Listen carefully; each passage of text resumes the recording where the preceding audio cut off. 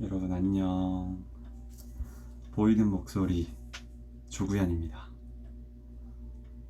오늘 일요일인데 다들 잘 보내셨나요? 저는 카페만 다녀왔어요. 오늘 운동을 쉬었습니다. 왜 쉬었냐면 좀 좋은 일이 있어서 쉰 건데, 이제 친한 형을 아는 동생이랑 소개를 시켜줬거든요. 근데 둘이 잘 맞아가지고 사귀기로 한 거예요. 그래서 형이 고맙다고 맛있는 거 먹여주겠다고 사주겠다 그래서 줄돔이랑 회 형네 집에 가서 먹고 왔거든요. 어제 소주도 좀 마셔가지고, 술 많이 마신 다음날에 운동하면 근손실 난다고 하잖아요. 단백질 합성이 안 되고, 근육 단백질 합성이 안 되고, 그 술, 알코올 분해하는데 다 단백질이 가가지고 근육을 찢어놓기만 하고 붙지가 않는데요, 운동을 했을 때. 해서 아무튼 오늘은 쉬었고, 카페에서 제가 좋아하는 커피 향이 몸에 잔뜩 배도록 오래 앉아 있다가 왔습니다. 여러분들은 어떻게 보내셨는지 궁금하네요. 아무튼 저는 책 읽어드리려고 이거 영상 킨 거니까, 이거 행복의 기원 남은 한 50페이지 정도 남은 거 마저 읽어드리도록 하겠습니다.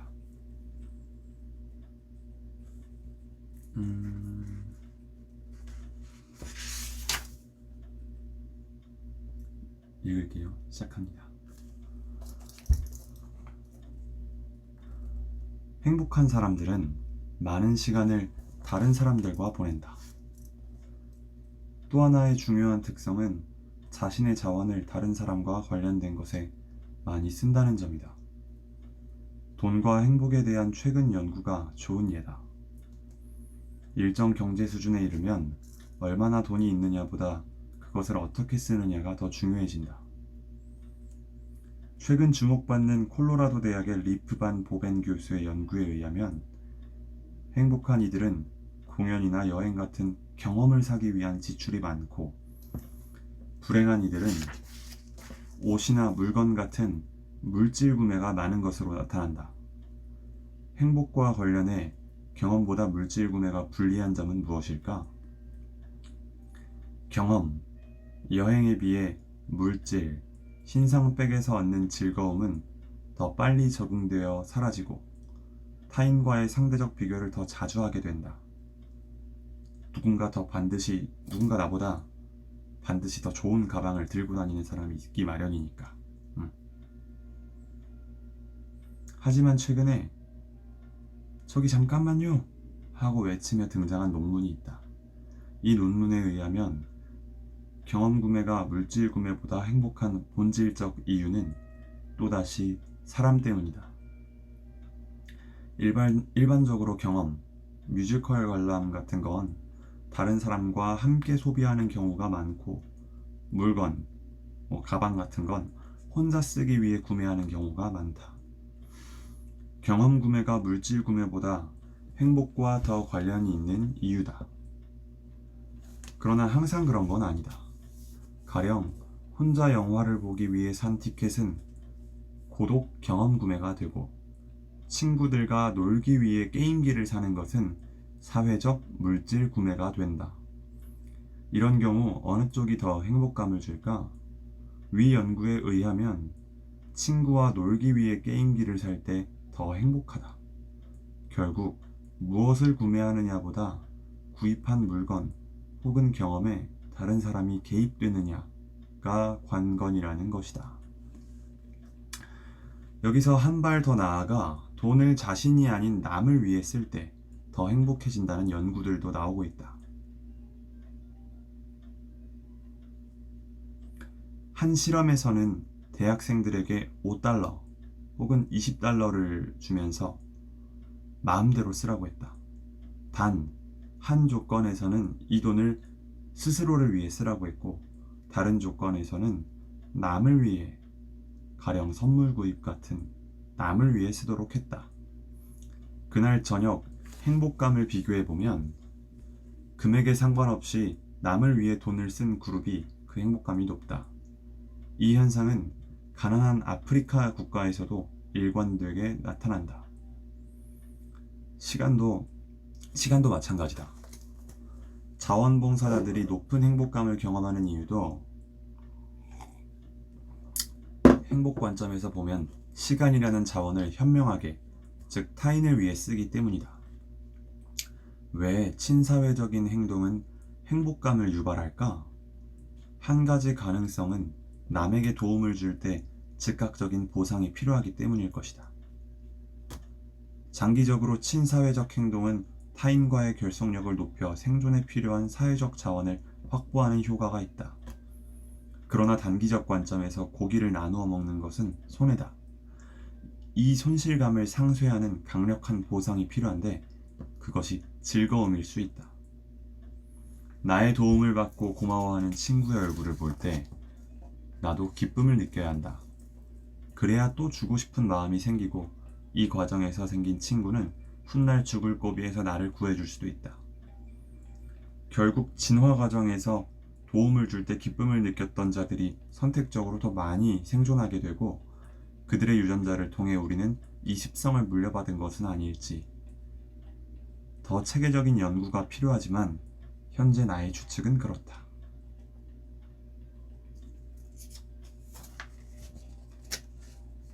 외향성은 일종의 사회성 위도다. 이 값이 높을수록 사회적 관계의 양과 질이 높고 바로 이 점이 행복에 절대적 기여를 한다. 햇빛이 모든 도시의 기온을 높이듯 사회적 경험은 개인이 가진 선천적 기질과 무관하게 행복과 관련이 있다는 점도 중요하다. 이것이 지금까지 행복 연구의 큰 결론이다. 하지만 근원적인 질문에 대한 마무리는 아직까지도 다소 부족하다. 사회적 경험은 왜 이토록 중요한 행복의 조건일까?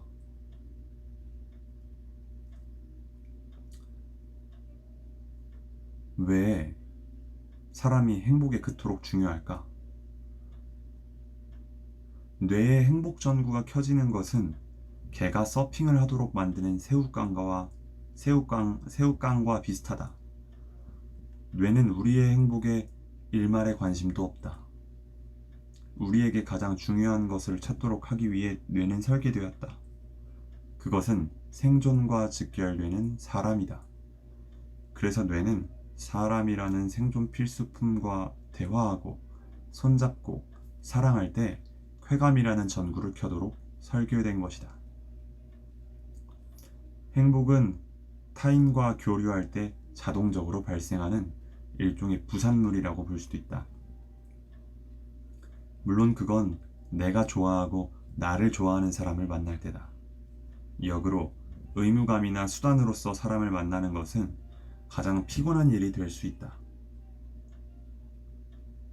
앞으로 살펴보겠지만 적지 않은 한국인들이 행복하지 못하다고 고백하는 이유도 역시 사람 때문이다. 가장 빈곤한 인생은 곁에 사람이 없는 인생이다. 그의 겨울은 유난히 춥고 베인 상처도 잘 아물지 않을 수 있다. 하지만 옆에 사람이 없을 때 가장 큰 문제는 행복하기 어렵다는 것이다. 레바논에 이런 속담이 있다. 사람이 없다면 천국조차 갈 곳이 못 된다. 이 말을 거꾸로 생각해보자. 무엇을 하며 어떤 모양의 인생으로 살든 사람으로 가득한 인생은 이미 반쯤은 천국이라는 뜻이리라. 행복에 중요한 영향을 미치는 게 사람이라는 점을 방금까지 다뤘고요. 이제 챕터 8 한국인의 행복 시작하도록 하겠습니다.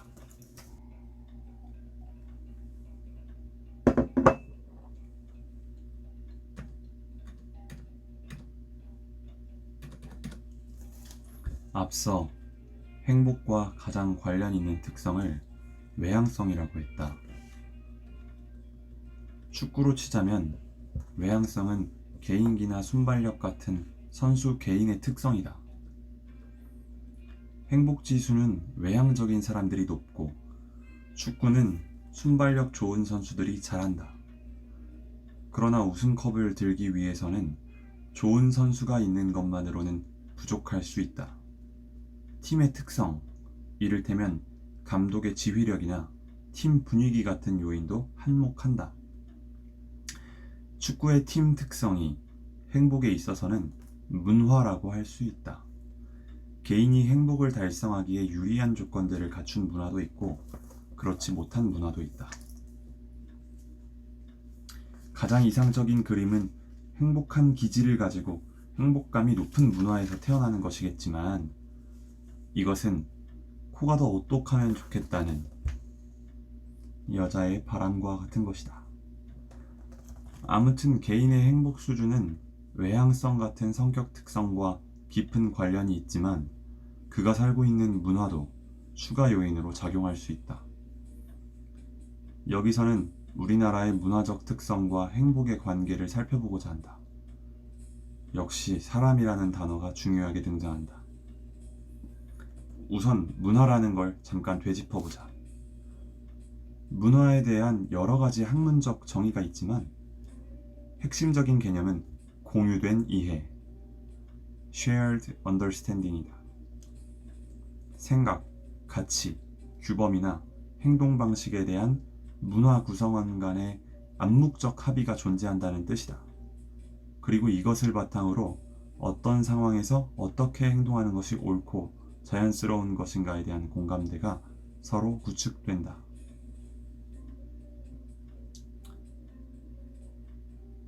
예를 들어 남들과 식사하면서 맛있는 반찬을 혼자만 먹는 사람, 이런 기본적인 행위에 대한 평가는 문화를 막론하고 일관적이다.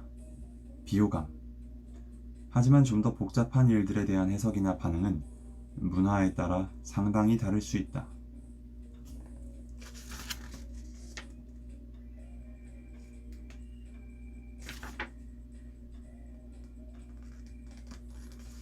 프랑스 축구 선수 지단의 유명한 박치기 사건이 하나의 예가 될 수 있다. 2006년 월드컵 결승전, 프랑스와 이탈리아의 경기 중 축구사에 남을 만한 기이한 장면이 벌어졌다.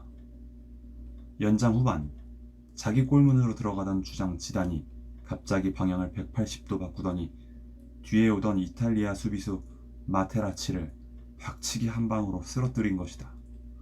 지단은 퇴장당했고 프랑스는 결국 이탈리아에 패배했다. 왜 지단은 그 중요한 순간에 격투기 선수로 변했을까? 나중에 밝혀진 바에 의하면 마테라치가 알제리 출신인 지단과 그의 여동생에 대해 인종차별적인 발언을 하며 지단의 기분을 긁었다고 한다. 이 심리전에 말려든 지단이 폭발한 것인데 프랑스 국기를 가슴에 단 국가대표팀 주장에서 순식간에 한 여동생의 오빠로 돌변한 것이다.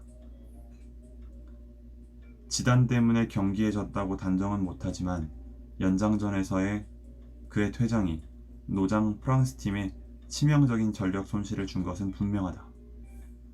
그것도 월드컵 경기에서.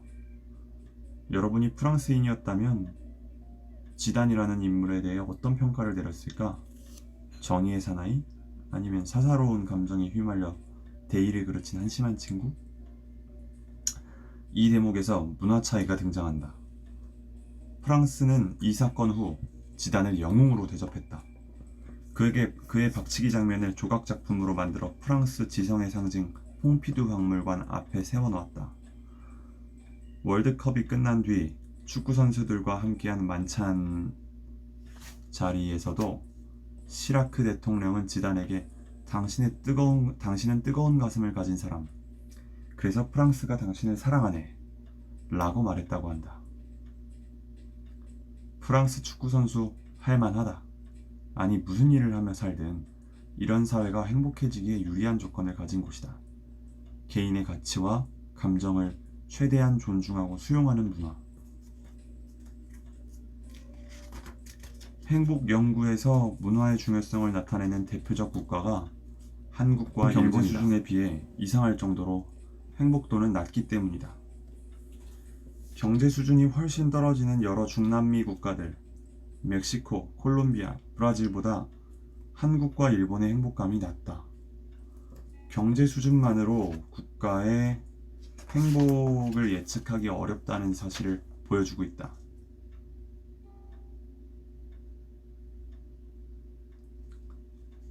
한국, 일본과 함께 다른 아시아의 신흥 경제국들도 행복 부진 그룹에 속한다. 세계에서 가장 높은 소득 수준의 싱가포르는 작년 갤럽에서 조사한 150여 개국 비교 자료에서 가장 정서가 메마른 국가 중 하나로 나타났다.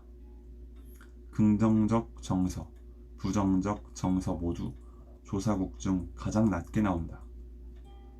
한국, 일본, 싱가포르 이런 국가들이 가진 문화적 공통점은 무엇일까? 그리고 이 문화적 특성은 왜 개인의 행복감과 충돌하는 걸까? 학자들이 문화를 이해하기 위해 가장 널리 사용하는 개념 중 하나는 개인주의와 집단주의다. 말 그대로 개인과 그가 속한 집단 간의 상호관계를 어떻게 보느냐가 핵심이다. 개인과 집단의 뜻이 정면 충돌할 때 누구의 손을 들어주느냐가 개인주의와 집단주의 문화의 핵심적인 차이다. 개인의 뜻대로 선택하고 표현하는 것이 당연하다고 생각하는 문화는 개인주의적 성향이 높은 것이다. 가령 미국이나 프랑스 같은 서구 유럽. 한편 집단이 개인에게 때로 과도한 요구를 하고 이를 수용하지 않는 사람은 철없고 이기적이라는 낙인이 찍히는 문화는 집단주의적 성향이 강한 것이다. 한국, 일본, 싱가포르 같은 아시아의 행복 부진 국가들이 대표적인 예다. 행복감을 예측하는 가장 중요한 문화적 특성은 개인주의다. 소득 수준이 높은 북미나 유럽 국가들의 행복감이 높은 이유도 사실은 상당 부분 돈 때문이 아니라 유복한 국가에서 피어나는 개인주의적 문화 덕분이다. 그래서 개인주의적 성향을 통계적으로 제거하면 국가 소득과 행복의 관계가 거의 소멸된다. 즉 개인주의 국가의 경제 수준과 행복을 이어주는 일종의 접착제 역할을 한다. 즉 개인주의는 국가의 경제 수준과 행복을 이어주는 접착제 역할을 한다. 역으로 이 접착제, 개인주의가 부족한 사회는 경제적 발전을 이룩해도 거기에 상응하는 행복감이 따라오지 않는 경우가 있다. 한국과 일본이 그 예다. 그렇다면 개인주의 문화의 어떤 점이 개인의 행복 성취를 유리하게 만드는 걸까? 역으로 집단주의 문화의 부족한 점은 뭘까? 우선 심리적 자유감이다.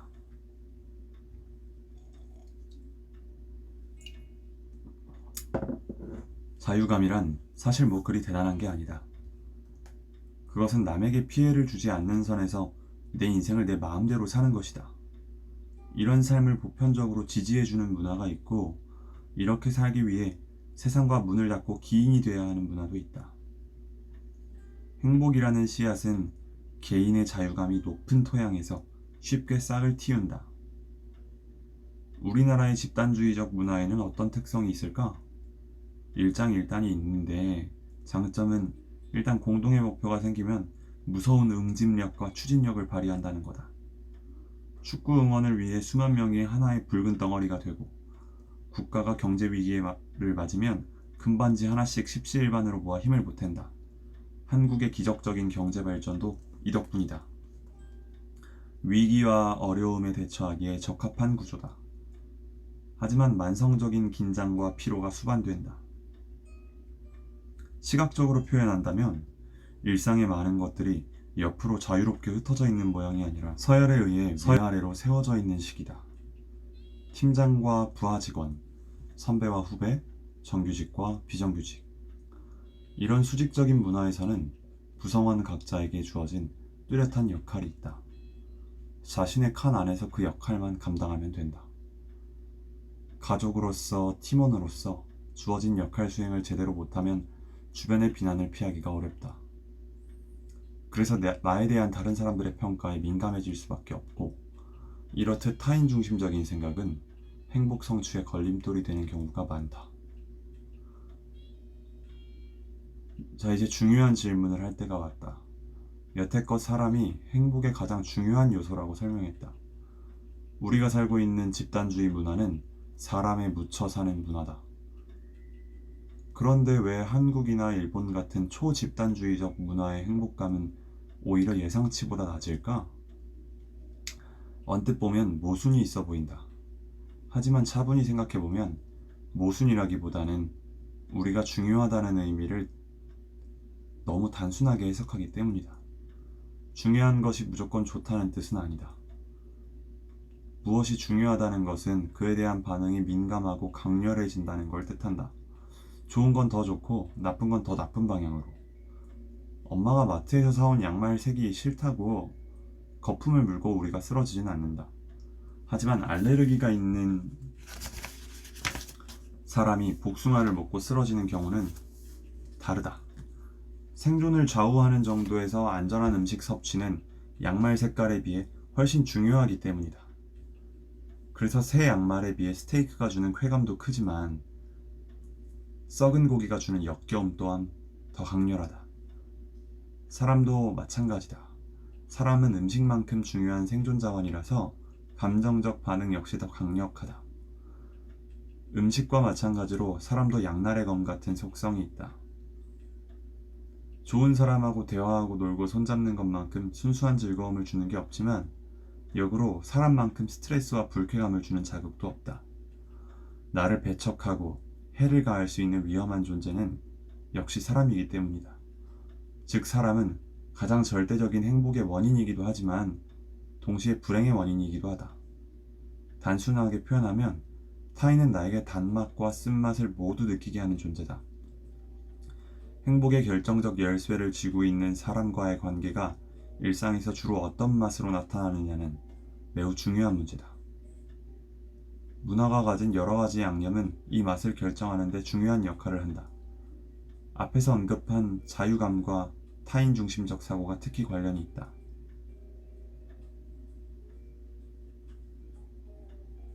우선 개인의 자유감.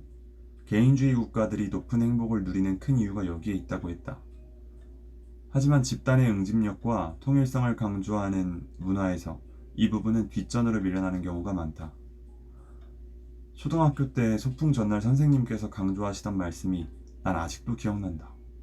내일 소풍 가서 즐겁게 놀아. 근데 개인 행동은 하지 마.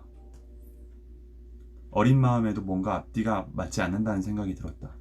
아니, 뭉치면 살고 흩어지면 죽는다는 말을 우리는 자주 들으면서 산다. 위기에 대처하기에는 좋은 전략이지만 평소에는 뭉치면 피곤하고 흩어지면 자유로운 경우가 더 많다. 그러나 조직이 그 단단한 위계를 유지하고 일사천리로 일을 진행하기 위해서는 모두 하나가 되어 규격화된 행동을 해야 한다. 이 과정에서 개인의 다양한 취향, 가치와 감정들은 부수적인 것으로 전락하고 결과적으로 자유감은 뒷전으로 밀려나게 된다. 조직의 결속을 다지기 위해 개인사를 뒤로하고 회식에 참석해야 하며 회식 자리에서는 어떻게 행동하는 것이 맞고 틀린지가 이미 정해져 있다. 술이 턱까지 차올라도 먼저 집에 가는 것은 틀린 것이고 부장님이 8번째 앵콜곡을 부르겠다고 주책을 부려도 환호하는 게 맞는 거다. 이런 모습은 회식 문화에만 그치지 않는다. 매사에 무엇이 맞고 틀린지에 대한 정답이 이미 정해져 있다. 이렇게 우리는 평생 정답을 찾는 사회에서 살아왔다. 그러다 보니 하나로 수렴되는 생각을 하는데 익숙해지고 정답에서 벗어난 가치와 행동에 대해서는 불안감을 느낀다. 획일적인 사고는 행복에 큰 타격을 준다. 마치 행복에도 정답이 있고 이는 몇 개의 잣대로 압축된다는 생각을 하게 만든다. 좋은 대학 간판, 대기업 명함, 높은 연봉. 이런 조건들을 갖추지 못한 인생은 왠지 행복 시험에서 낙제한 것 같은, 그래서 불행한 삶이라는 좌절감을 느끼게 한다. 우리 문화의 이런 획일적인 사고는 개인의 자유감을 저하시키고 더 나아가 행복에 부정적 영향을 줄 수 있다.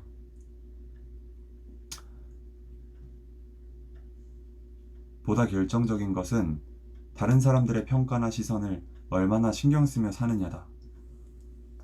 물론 사회의 일원으로 살며 타인의 평가와 의견을 경청하고 존중하는 자세는 필요하다. 하지만 그것이 내 인생의 유일한 나침반이 되면 문제가 발생하기 시작한다. 내 스스로 생각하고 느끼고 하는 것보다 그에 대한 타인의 반응이 더 중요해지면, 그러다 보면 어느새 삶을 경험하기 위해 사는 게 아니라 남에게 좋은 평가를 받기 위해 살게 된다.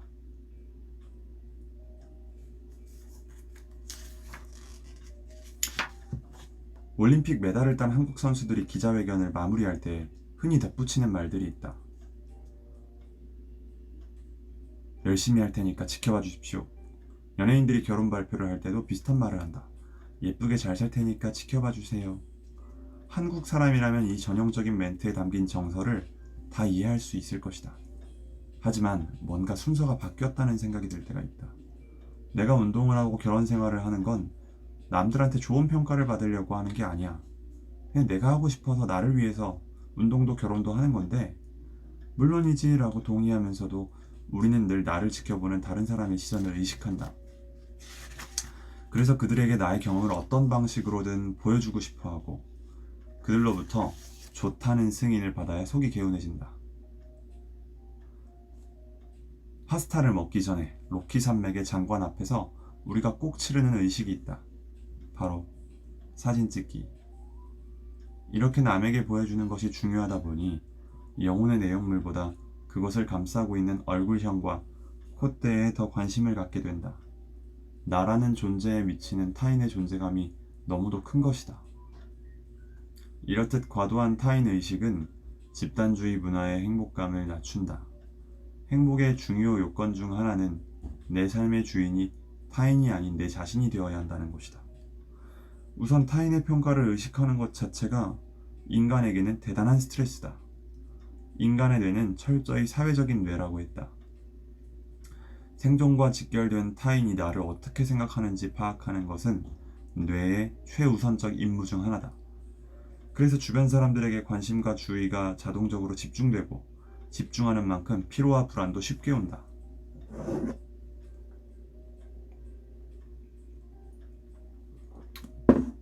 누군가 위에서 나를 평가한다는 시선이 느껴지면 인간은 본능적으로 더 긴장하고 위축하게 된다.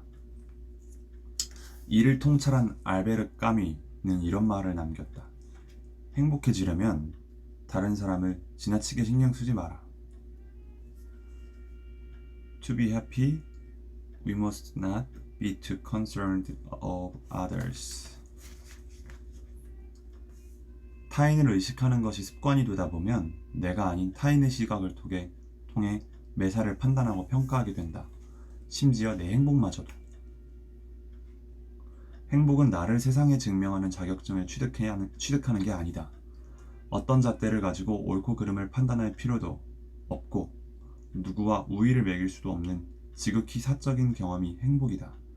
내가 에스프레소가 좋은 이유를 남에게 장황하게 설명할 필요도 없고, 그들의 허락이나 인정을 받을 필요도 없다.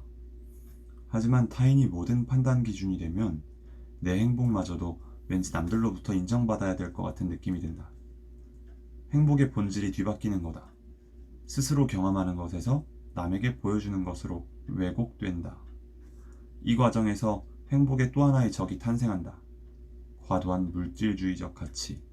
저 사람 행복할 만하다 라는 말을 듣기 위해서는 우선 남들이 볼 수 있는 구체적 증거들이 필요하다. 내용보다 외형이 더 중요해지는 거다. 결혼식은 어떤 호텔에서 했는지, 와인은 얼마짜리인지에 더 관심이 간다. 그리고 이런 행복의 외형적인 증거들을 전시하기 위해서는 돈이 필요해진다. 과도한 물질주의와 행복 간의 마찰은 왜 일어날까?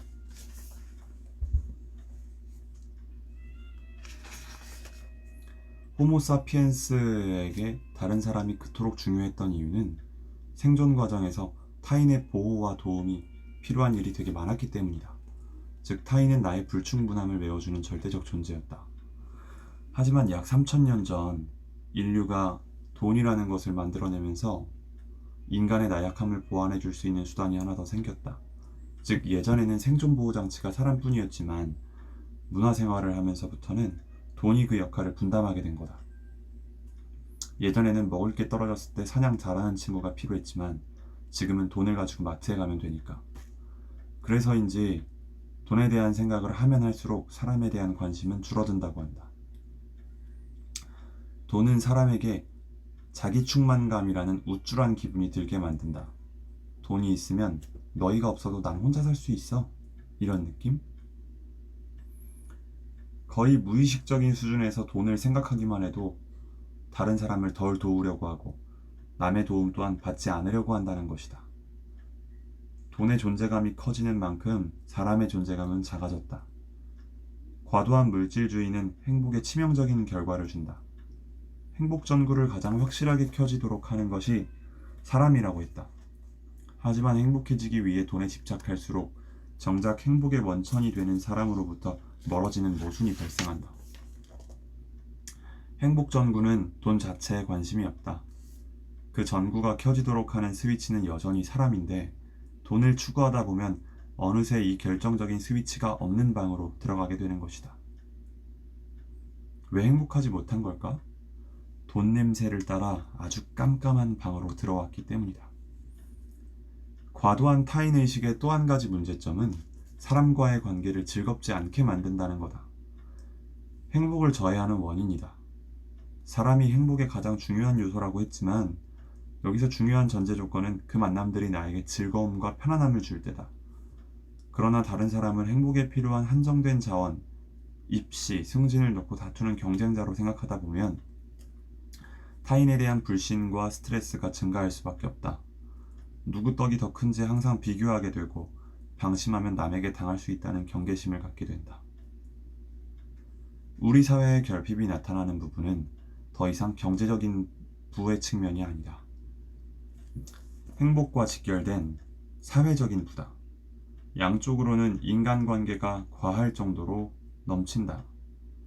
저녁마다 각종 모임, 회의, 약속이 있지만 즐거움을 나누기 위한 만남이 아니라 대부분 어떤 필요나 목적 때문에 만나는 자리다. 에너지를 얻기보다는 빼앗기고 돌아오는 만남들이다. 행복은 전염성이 높다. 하지만 중요한 전제 조건이 있다. 친구가 무조건 많은 게 중요한 게 아니라 몇 명의 진짜 친구가 있는지가 중요했다. 만남의 양보다 질이 중요하다는 뜻이다. 자유감의 중요성이 또다시 등장한다. 행복하기 위해서는 어쩔 수 없이 만나야 하는 사람들보다 만나고 싶어서 만나는 사람들이 많아야 한다. 사회학자 에밀 듀르켐은 문화는 공기와 같다는 말을 남겼다. 문화는 공기처럼 절대적이지만 그 익숙함 때문에 눈에 잘 보이지 않는다는 뜻이다. 자유감의 부족과 과도한 물질주의로 나타나는 증상들의 공통 원인은 너무 예민한 타인의식이라고 생각한다.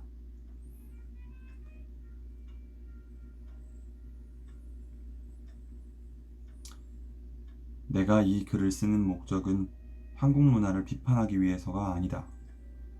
10년 전 나는 한국과 미국을 놓고 어디서 살 것인지 고민했지만 지인들의 반대를 무릅쓰고 다시 서울 생활을 하기로 한 결정에 크게 후회한 적은 없다. 하지만 행복할 수 있는 많은 조건들을 가졌음에도 왠지 한국인의 행복 날개는 접혀져 있는 것 같아서 안타까울 때가 많다. 우리는 부러워할 만한 경제 수준이고 1시간 거리에 있는 친구들과 세상에서 가장 맛있는 음식을 먹을 수 있는 쾌적한 나라에 산다. 여기에 한 가지를 더하면 좋겠다. 각자 자기 인생의 갑이 되어 살아보는 것에 좀 더 익숙해지는 것이다. 세상이 나를 어떻게 보느냐보다 내 눈에 보이는 세상에 더 가치를 두는 것이다.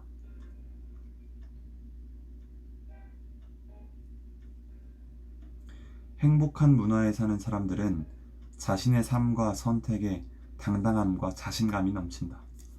인생의 주도권을 자기가 쥐고 있는 것이다. 사람은 행복의 절대 조건이지만 나의 모든 것을 버리고 오직 남을 위해 사는 것은 바람직하지 못하다. 각자가 가진 독특한 꿈, 가치와 이상을 있는 그대로 서로 존중하며 이해하는 것. 이것이 사람과 함께 사는 모습이다. 그래야 사람의 가장 단맛을 서로 느끼며 살 수 있다. 챕터 9 오컴의 면도날로 행복을 배다.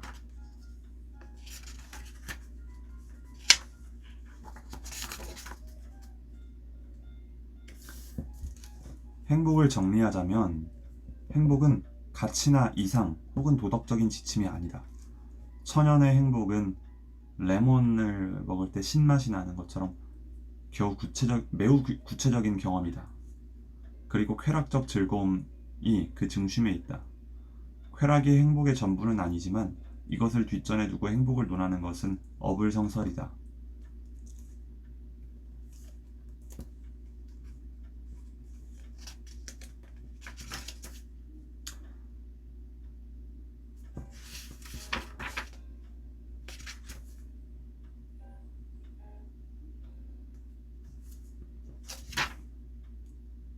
몇 해 전부터 우리 대학에서는 심리학을 전공하려는 학생의 수가 급증했다. 그러다 보니 학점이 좋은 학생부터 전공을 선택할 수 있는 제도가 도입된 적이 있다. 전공을 선택할 수 있는 그 당시 심리학 전공을 선택한 한 학생에게 이유를 물어봤다. 의외의 답이 나왔다. 심리학에 특별한 관심이 있어서라기보다 높은 학점이 아까워서 심리학을 전공하기로 했다는 것이다. 사실 한국 사회에서 자주 보는 일이다. 천문학자가 되고 싶었지만 수능 점수가 너무 잘 나와서 의대를 가는 학생들. 더 행복해지기 위한 선택이라고 생각하지만 착각이다. 명분의 행복을 양보하려는 습성에 익숙해지는 것이다. 행복을 정육점에서 판다면 현재 시중의 고기들은 기름이 너무 많이 붙어 있다. 그 기름을 다 제거하고 나면 행복의 살코기로 남는 것은 주관적인 즐거움과 기쁨이다. 행복한 사람들을 오랜 시간 추적한 연구들을 보면 행복한 사람일수록 미래에 더 건강해지고 직장에서 더 성공하며 사회적 관계도 윤택해지고 더 건강한 시민의식을 갖게 된다. 한국과 미국 사회에서 동일하게 나타나는 현상이다. 이런 연구에서 어떤 사람을 행복한 사람으로 정의해야 할까? 남의 칭송과 칭찬을 받으면서 사는 사람이 아니라 일상에서 긍정적인 정서, 기쁨을 남보다 자주 경험하는 사람이다.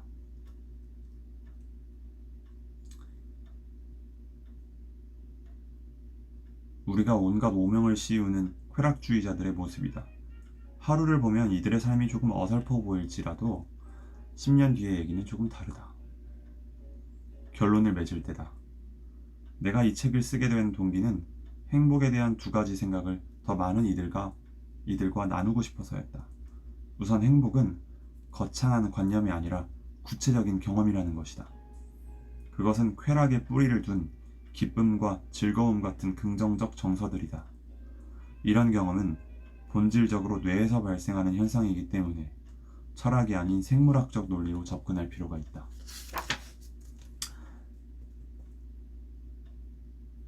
고혈압 환자에게 혈압을 낮추는 데 도움되는 생각을 자주 하라는 처방을 내리는 의사는 없다.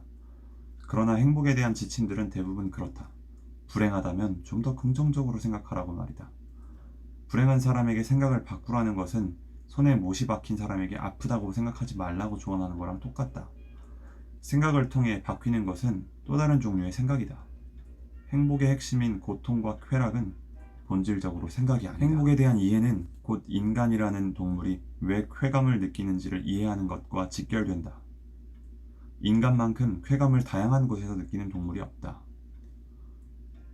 쇼팽과 셰익스피어도 우리에게 즐거움을 준다. 그러나 가장 본질적인 쾌감은 먹을 때와 섹스할 때, 더 넓게는 사람과의 관계에서 온다. 진화의 여정에서 쾌감이라는 경험이 탄생한 이유 자체가 두 자원, 생존과 번식을 확보하도록 하기 위함이었다.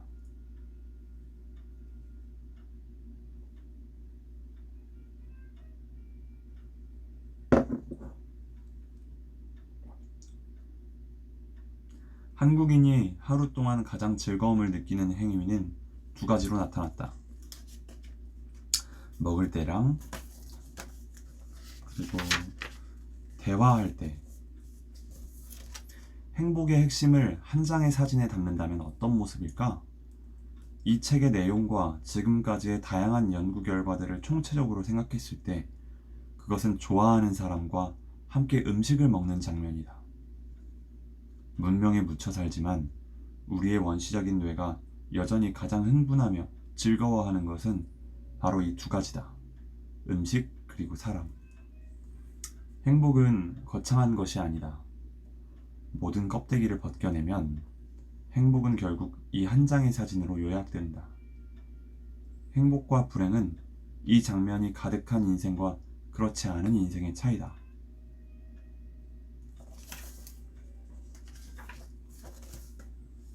사랑하는 사람과 함께 음식을 먹는 것, 그것이 바로 행복이다.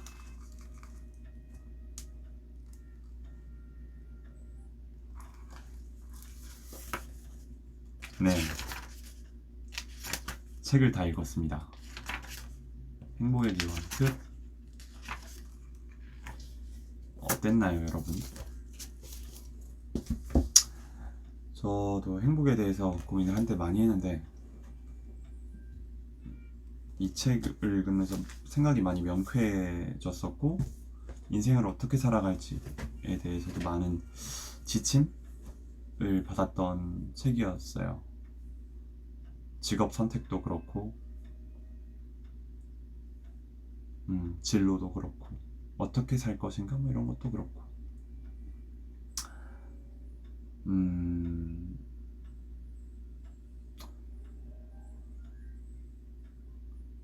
글쎄요, 별거 없는 것 같아요. 그냥 다른 사람한테 피해주지 않는 선에서 좀 자유롭게, 충분히 온전히 나만을 생각해서 결정하고 행동하고, 직업 선택도 그렇고 내가 하고 싶은 일 하고, 그렇게 하는 게 좋은 것 같아요. 그리고 좋아하는 사람 자주 만나고, 그게 친구가 됐든 연인이 됐든 같이 밥 먹고 맛있는 거 얘기하고, 그런 게 충분한 삶을 사는 게 행복한 삶이지 않나 라고 생각하고, 이 책의 전반적인 내용에 저는 동의하고 있습니다. 여러분은 행복이 뭐라고 생각하시나요? 지금 행복하신가요? 사실 저는 일반적인 회사 생활을 하다가 인사팀 채용 담당자였어요. 모 기업에서 인사팀 채용 담당자였고, 한 2년 5, 6개월? 대충 횟수로 3년 정도 일을 하다가 원래 하고 싶었던 다른 일 하려고 현재는 나와 퇴사를 한 상태고,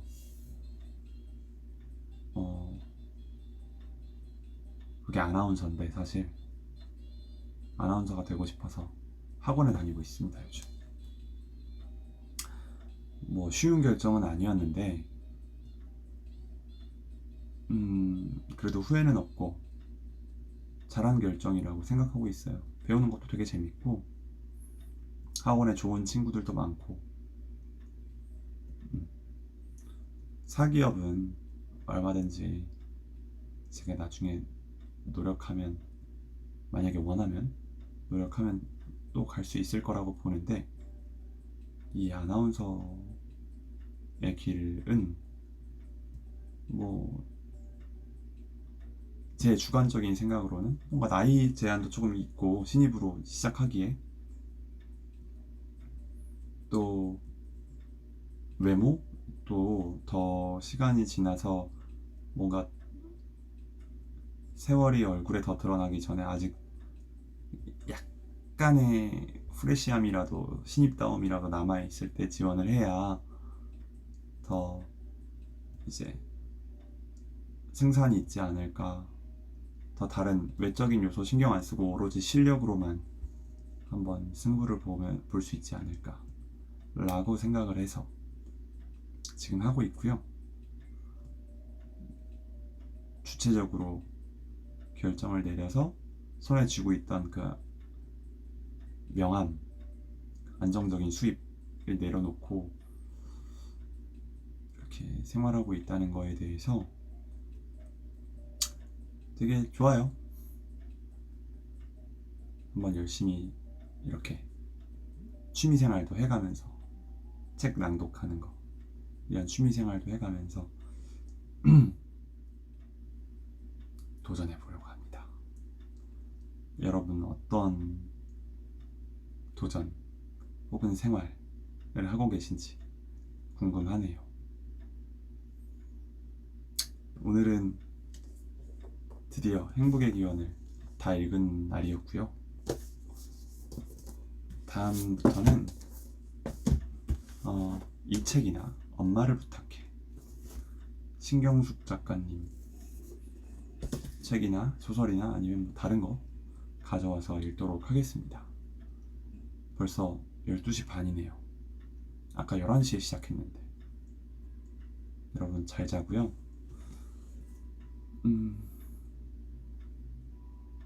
다음에 봐요. 조만간 찾아올게요. 다시 안녕.